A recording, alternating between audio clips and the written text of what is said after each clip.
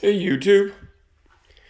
So here we are, part 4 of my Gibson Epoch conversion from a full electric guitar to a electric acoustic. So since the last video, let me pull this off and set this over. We got the body completely routed out. Got it as far down as I wanted to take it to. I could have gone a little bit deeper, but this is as far down as I wanted to go with it. I mainly did all the routing by hand. In fact, actually, I did route the whole thing by hand. I would highly recommend they make an adapter that it's a piece of metal, 2 pieces of metal that go across. That you can set your router in, that you can effectively work back and forth and move this way, back and forth, all the way down, of course with the neck removed. By trying to do this by hand, by the time I had so little wood left, there was really not much for the router to sit on, which is the reason for these differences in the wood grain. Is just the bottom line is I wasn't, other than using the outside of the body to hold the router and what wood was left inside the body, I had to route the rest of it by hand, and that's where you see the differences in the wood. Had I bought the jig that the router could sit in, I could have just ran back and forth and used the body to work from one side to the other, and this would have been completely flat and even. But by the time you put the top on, and all you're going to see is in the sound hole, which you can see where I went a little too deep in that one spot, but if we stain this, it won't matter. As for the top, I got the pickup put in. We put the neck on so that we could set the bridge, intonation, center.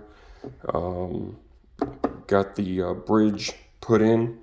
Got the holes drilled for tone control, volume control, and pickup selector switch. Also got, coming over here, I got my bracing put in for just to re-support the top, and I'm going to put a secondary a secondary piece of the same material in here to help support the tension of the springs and the bridge. So there'll be another piece of wood that I cut out that's made to fit right in here to, again, give additional support to the bridge and the springs. So we've got the top ready to go. The next step is going to be to take this all off, and we're going to stain, two-tone stain the top. I decided not to go with natural wood.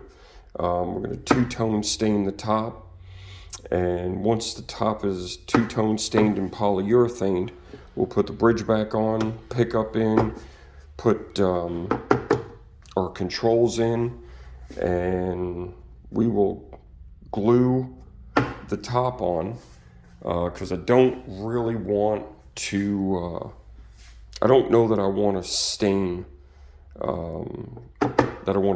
this.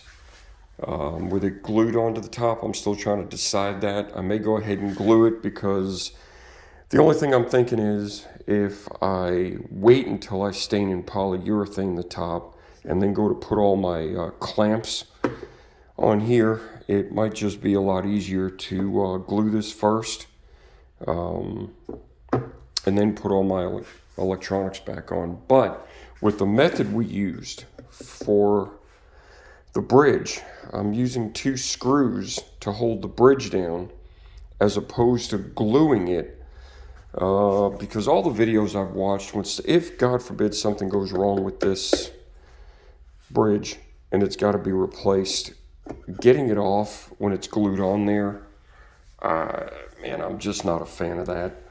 So far, I actually put the screws in. I had strung the guitar with some clamps on it, and it plays, sounds good.